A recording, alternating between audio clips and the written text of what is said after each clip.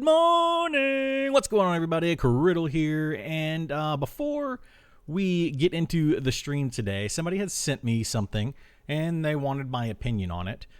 So instead of just watching it and then giving them my opinion, I figured I would watch it and kind of talk about it as we go because of the topic of it.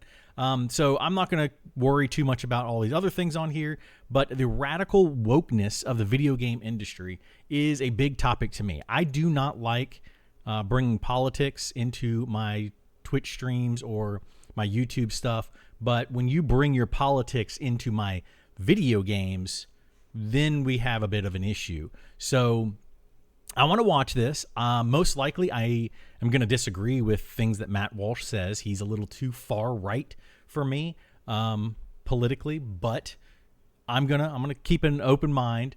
I would consider myself left leaning, but pretty much middle of the road. I know some people look at that like you can't be middle of the road anymore. You have to be either far left or far right, and I kind of disagree with that. But that's here nor there. So we're going to watch this. I'm only going to watch just this segment starting from 147 to 2013 and see what he has to say because I'm curious. I personally, I've seen some of this wokeness, what they are talking about, and most of the time I think it's a little, they go a little too far with it. So anyway, we're going to watch it, and I'm going to give you my opinions or thoughts or whatever you want to call it, and I kind of go from there. A statistic that, at least if you were born at any point prior to the 1990s, might be hard to believe. By revenue, the gaming industry is bigger than both the movie industry and the music industry combined. And for the past several years, it hasn't been especially close. The difference is consistently more than $100 billion per year. So video games are a massive market, one that's mostly targeted at young people, of course. But despite those numbers, for the most part, the games industry has avoided mainstream scrutiny. You'll see far more. I want to stop right there already. It is focused, I would say, towards the young people, but there are plenty of people of all ages that play video games, and I'm tired of the assumption that all video games are made for the younger people. Like, he obviously didn't say all of them are. He said the majority focus is, which, of course, you can't really, you can't argue that. Yes, it started out that way, but now where we are today in 2024, it's definitely more of a focus on everybody. I mean, we have mature rated games, we have PG rated games, and everything in between. So I already disagree with that. Discussion about, say, Sydney Sweeney or Taylor Swift than you'll ever see about prominent video game voice actors and directors who pretty much no one knows anything about. Everyone's heard of Lionsgate or Paramount, but almost no one's heard of studios like Don't Nod Entertainment, for example. And that's significant because these no-name studios are behind the single most coordinated effort to indoctrinate millions of children through entertainment. Indoctrinate. That's ever occurred in this country. Indoctrinate. This effort is maybe more powerful than... How many games has this guy played? Like, do we have any type of statistic on that? On how many games he's actually played? I've played thousands. I've been playing games for 40 years. I've played thousands of games. Well, we're going to see where this goes. The teachers' unions, if only because these propagandists mostly work in secret. Even if you homeschool your children, they're not immune to it. You might have heard of something about one of the companies behind this indoctrination effort called Sweet Baby Inc. or SBI. And in a moment, I'll get into the details about what exactly that organization is doing and who's helping them do it. But first, I want to get the good news out of the way, which is that if there's any silver lining, it's that this effort to indoctrinate children is incredibly indoctrinate children. Some of the dumbest people in the world are behind it. Apparently. So take that studio I just mentioned, Don't Nod Entertainment. They're behind the very popular Life is Strange video game series, which has been played by tens of millions of people. Which is a good game. To give you an idea of how overt the propaganda is in Life is Strange, here's just one mercifully short sequence involving, what else? A racist white guy. Okay, hold on. Has he actually played Life is Strange all the way through? I have. In fact, I've played Life is Strange 2, Life is Strange, True Colors. I played all of the Life is Strange games. I can talk on those games. I can understand that there's a lot of left-leaning ideas inside of that game. However, have you played it, or have you only watched these little snippets that you're going to show people? There's some backstory about how he kidnapped an innocent Hispanic kid or something, and then this. Watch. Yeah, let's watch. Tell the police you kidnapped me. Nice try. But I know who you are and what you did in Seattle. I saw it in the paper. Maybe I should call ICE to make sure you're a citizen. You hillbilly. I'm American. Watch it, punk. Whatever. You're going to jail for this. Pretty sure the local police will vouch for me over a thug like you. Where's my brother? Wish I knew. Little took off. I'll find him. Don't worry. If you touch him... You think I'd hurt a little boy? Guess you didn't have any second thoughts about leading him out into the middle of nowhere, though. That's real safe for a little kid. If he's lucky, he won't end up like his criminal big brother. Just let me go. Please. You're the reason we need to build that wall. You hold tight. Okay. Now, I guess I lied. I said that it was mercifully short, but that felt like 3 hours long. And I will say also that, this is neither here nor there. Well, maybe it's not, but, when obviously I don't pay much attention to video games. When I started looking into it. Obviously, I don't pay much attention to video games. That right there throws all of his credibility out the window. You have probably never played that game. You have probably never played thousands of games. You may have played, a Mario game when you were a kid or something. You should not be talking on this if you haven't actually played these games. The story we're talking about now and watching some of these videos, I was like, I sort of expected the graphics and just the overall quality to be better now. Life is Strange is an old game, dum-dum. Really low quality all around. But are you kidding me? Life is Strange is years old. He says we need to build a wall. That's according to the white racist kidnapping the innocent Hispanic boy. And this is a game that, if Wikipedia is to be believed, received generally positive reviews upon release. Yeah. Critics praised the story. So we can conclude that the bar is incredibly low in this entire industry. All the developers have to do is beat their audience over the head with rote left-wing propaganda, and their game will be well-reviewed. Wrong. And well-received. Wrong. The more recent game, Suicide Squad, is another prominent example. They decided to write a story about Batman's toxic masculinity, which... Okay, I'll admit I haven't played Suicide Squad. I heard the game is fun, but the story is garbage, and that's the long and short of it. Ended with a girl boss shooting Batman. Spoiler, I apologize for that. Should have warned you. Anyway, girl here's part boss of that sequence. You had a good run, Brucey. Flying Oh, it's Harley Quinn. Gotham, punching bad guys, clean up the streets, causing long-term mental and emotional damage to everyone you knew. It's our turn now. After all we've been through. Oh. Bet you didn't think it'd be me at the end, huh, Bats? Are we done with your bad stand-up routine? Almost. But you always gotta end on your best joke.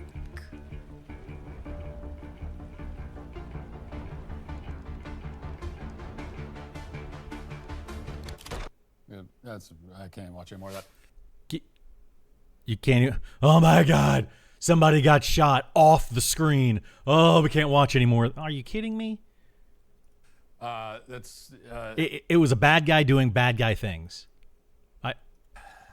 Okay, well, you can imagine just how many purple-haired women must work at that studio. I mean, they probably provide the hair dye on tap in their company. Now, I didn't play that game, obviously. I haven't played any of these games. I'm not a video obviously. game fan or player, as most people I think know by now. But the point is that these clips were all over the internet because of how awful they are. They're just terrible in every way, even just from a quality perspective. Again, how can you say that if you are not a gamer? How can you say that? How can you say that these clips are terrible and terrible quality if you have never played the game? You don't know the story up to that point. You don't know the story after that point. You have no clue what actually happens in these games. Yet you're making one overall opinion based on one scene. So you're taking a very small portion of probably a 40-hour game and saying, okay, that 30-second, 60-second clip, whatever it was. That's what I'm going to take away from this entire game. They're bad, even if you happen to agree with their politics. But the fact remains that for children of a certain age, the propaganda doesn't need to be subtle. Okay, let's talk about children of a certain age. Those games have a mature rating on them. Suicide Squad is a mature rated game. So that comes down to the parents. Are the parents allowing their children or buying that game for children? So again, this game was released for adults and adults to make their own opinions. This was not a game geared towards children. All they got to do is present it to children, and it can be effective. And that's why some anonymous people using the games platform Steam decided to figure out exactly who's putting this garbage in games and why. And they founded the company I mentioned earlier called Sweet Baby Inc. I have to say, no relation to the Sweet Baby Gang. I swear off any association. I would file a lawsuit for copyright infringement, if not for the fact that I don't have a copyright. And also, Sweet Baby Inc. existed first, technically, but never mind that. Anyway, these people on Steam found that Sweet Baby Inc. has contracted with major publishers to push the principles of DEI in video games as aggressively as possible. Sweet Baby Inc., or SBI, worked with the developers of the game I just showed you, Suicide Squad, and they've also had a role in several other major releases recently. Okay. On their website, SBI boasts that they're committed to installing principles of diversity into games, and they do it forcibly. In fact, the founder and CEO of SBI, a woman named Kim Belair, recently spoke to game developers and instructed them to threaten their companies unless they comply with Sweet Baby's DEI mandates. Watch. And if you're in development and you are part of like that dominant voice, you're like a cis hetero white dude or just adjacent to that, do not wait until the end to call your consultants. Bring them in at the beginning, and instead of asking them, hey, is this very racist thing we did very racist? Or is this deeply offensive thing we did deeply offensive? Are you hurt by it? Ask them what they want to see. Like, ask them what would thrill them, what would bring them joy. And if you have a team lead, put that request to them very, very early. If you're a creative working in AAA, which I did for many, many years, put this stuff up to your higher-ups.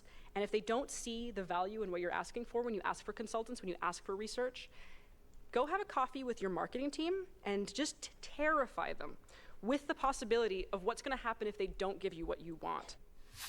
So this is how DEI works in every industry, of course. The goal is not to improve the company's product in any way. It's to blackmail companies and threaten them into submission. And in this case, they're just saying it out loud.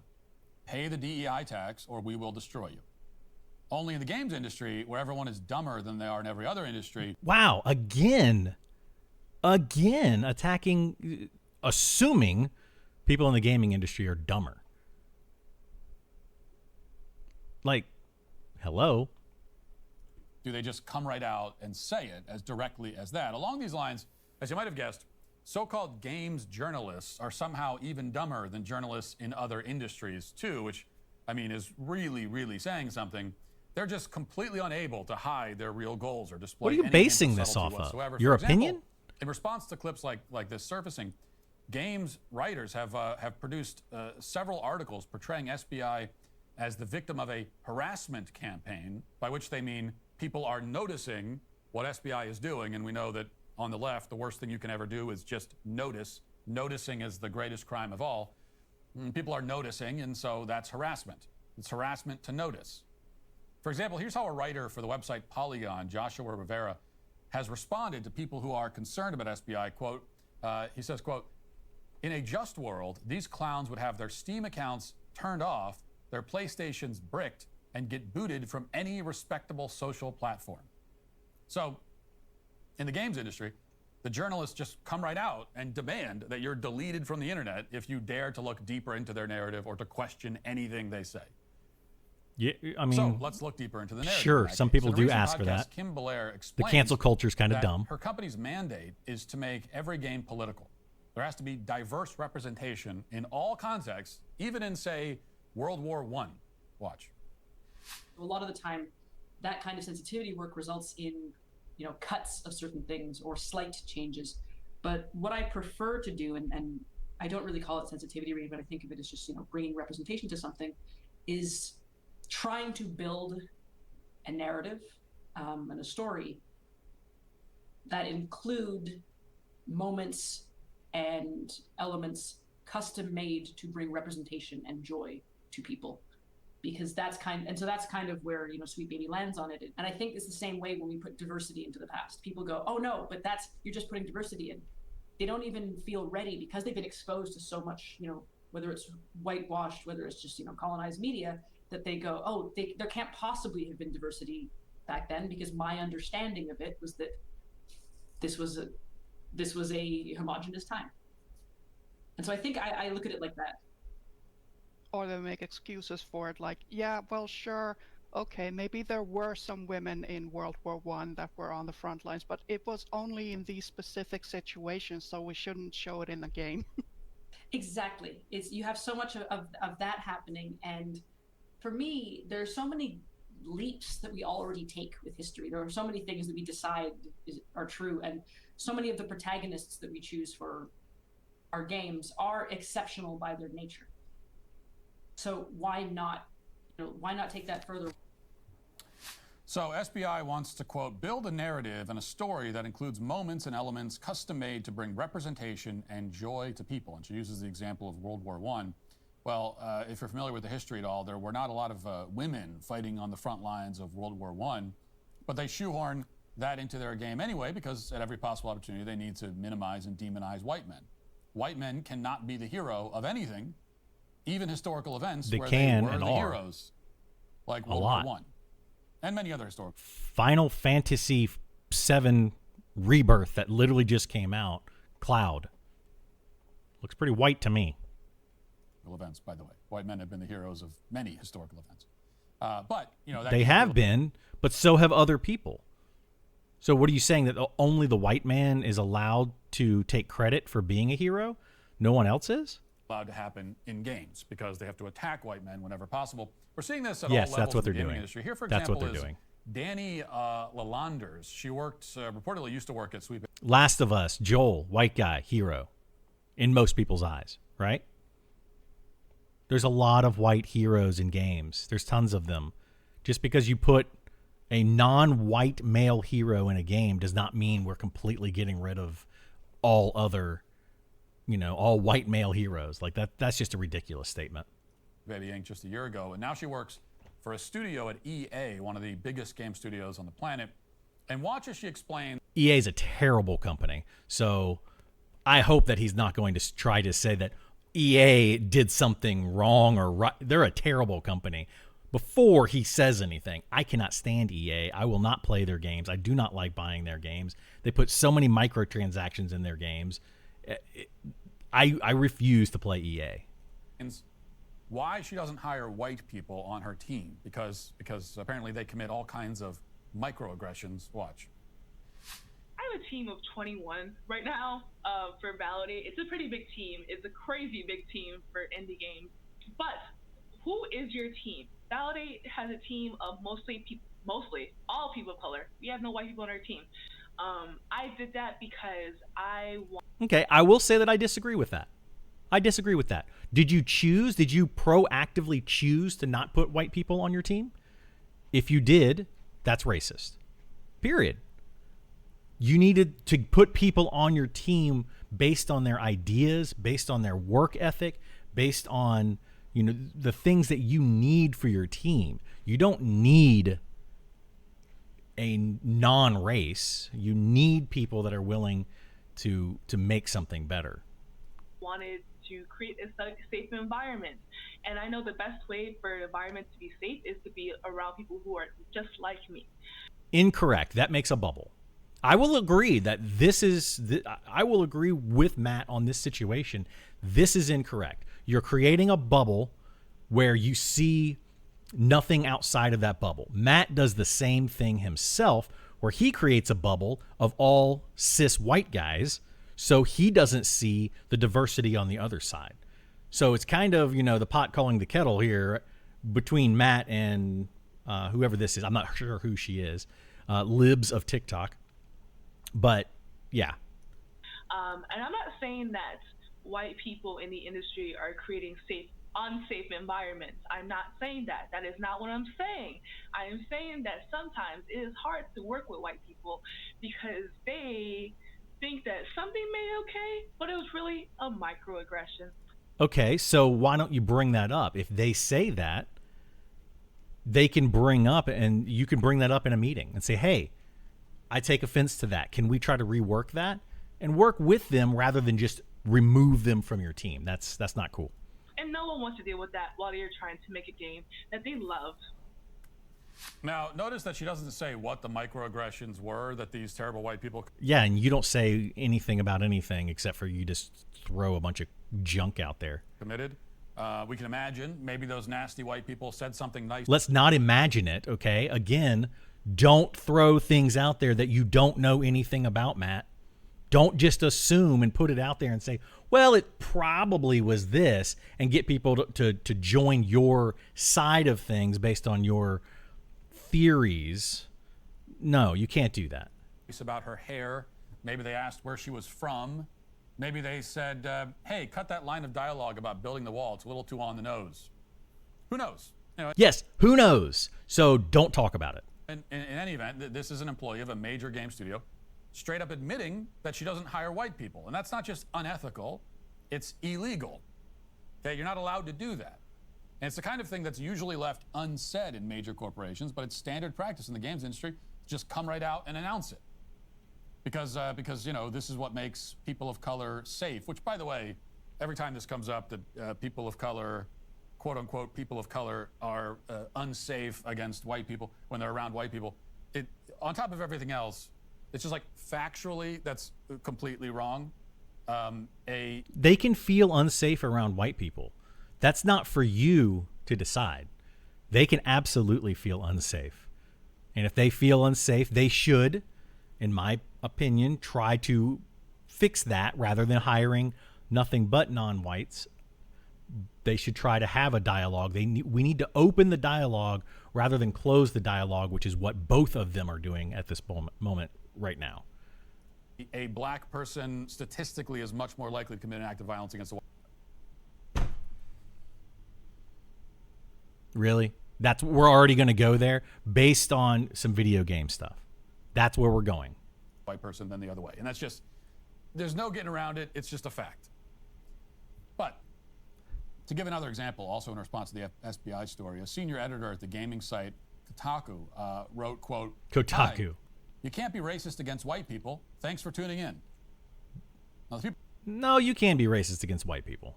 people writing this garbage are true believers. They are the low IQ foot soldiers.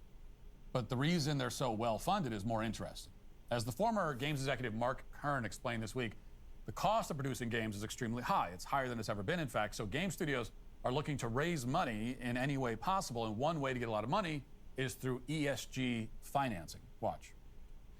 It's not that gamers are. That's two white guys, right? Just want to make sure that we're looking at the same thing as two white guys. Upset about, I'm not sure who Grums is. I don't know that person. I have no idea. That avatar could go many different ways. Oh, hey, we have some diversity in the game. It's actually the way that they go about it, with pure tokenism, with phoning in weak characters instead of creating strong new characters. And more importantly, it's about a vindictiveness to destroy the past, to destroy the IP, to ignore the source material, and to tear apart these beloved characters in some sort of fitful rage that we don't understand and is very disingenuous. And I think that is the tremendous reaction to Suicide Squad. And this is going to have an immense financial impact. The way games are funded, you don't use your own money. Even EA, okay?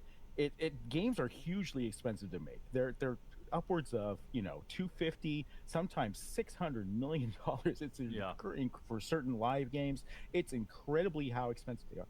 And to do that, your CFO is your best friend.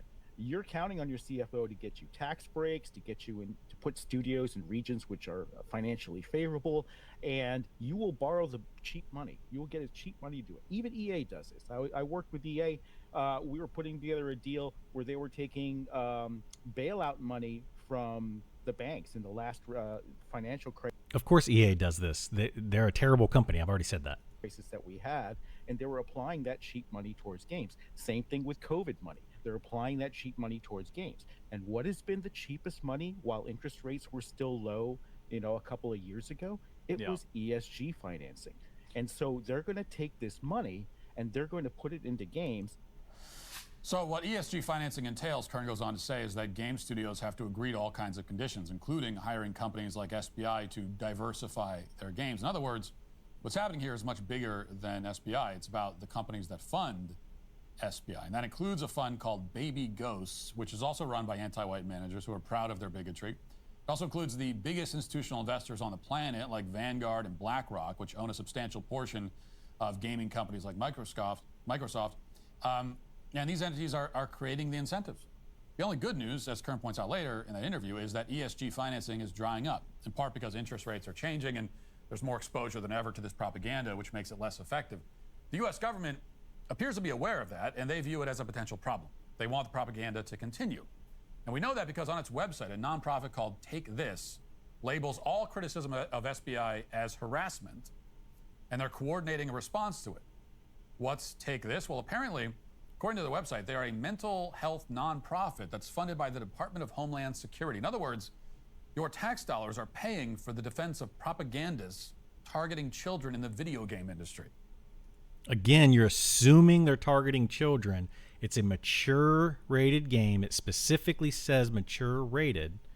It's not targeting the children. That, again, is on the parents. If the parents are allowing their children to play that game, that's not the child's fault. That is the parents' fault.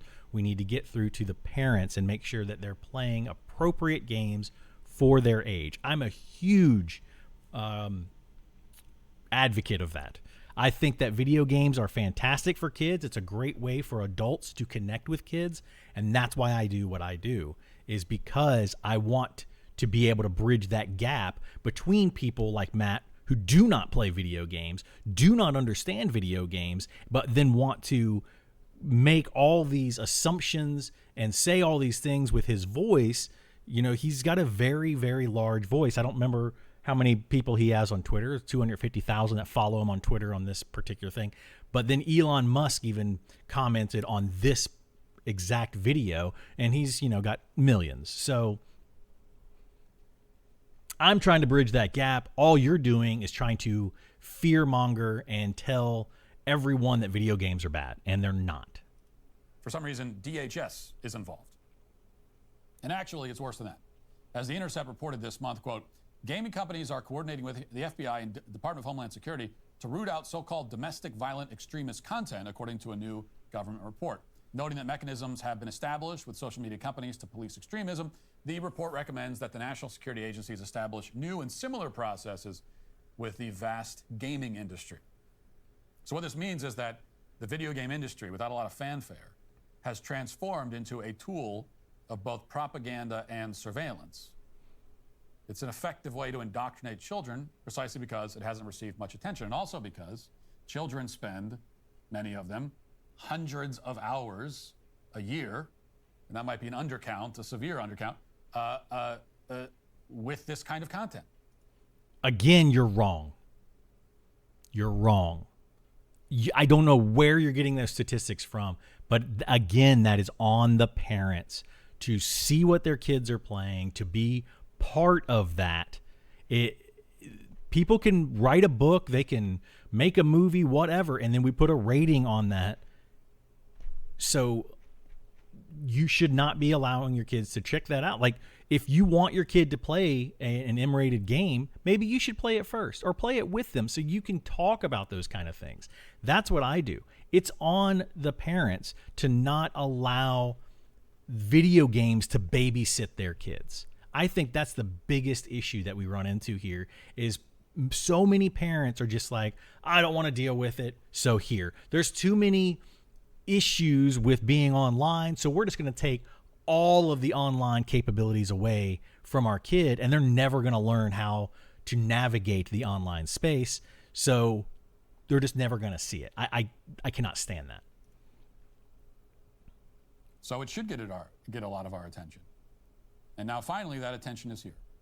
And it's yet another reason to keep these games as far away from your children as possible. That's why they're And if you M-rated. do that, games journalists, literally the lowest form of journalists on the planet, Again, your opinion.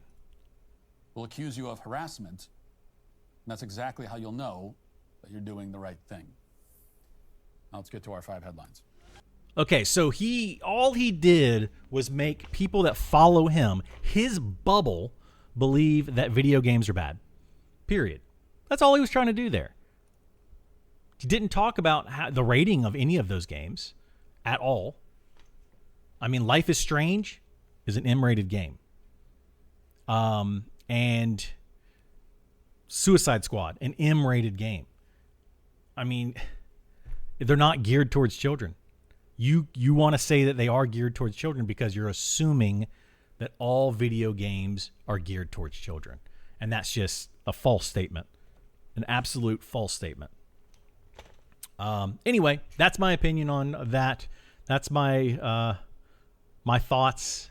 I was asked to check that out, give my thoughts on it by one of my viewers. So there you go. And